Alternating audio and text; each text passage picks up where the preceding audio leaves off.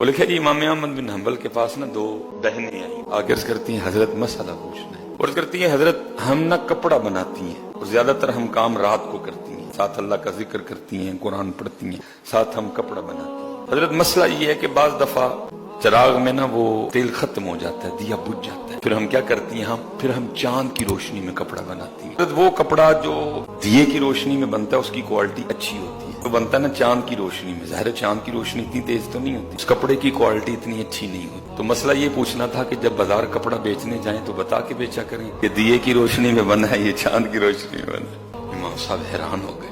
عرض کرتی ہیں پھر حضرت ابھی مسئلہ مکمل نہیں ہوا کہ حضرت بعض دفعہ اس طرح بھی ہوتا ہے، ہمارا دیا بجھ جاتا ہے لیکن وہ رات یا تو چاندنی رات نہیں ہوتی یا ویسے ہی اوپر بادل ہوتا ہے، تو ہم کیا کرتی ہیں کہ ہمارے جو ہمسائے ہیں نا جو ان کا دیا جل رہا ہوتا ہے نا تو ہم ذرا کپڑا اس سائڈ پہ کر کے بنا لیتی ہیں. تو مسئلہ یہ پوچھنا تھا کیونکہ وہ دیا انہوں نے ہمارے لیے تو نہیں جلایا، وہ دیا تو انہوں نے اپنے لیے جلایا ہے لیکن استعمال ہم بھی کر لیتی ہیں، تو آیا یہ چوری میں شمار تو نہیں ہوگا؟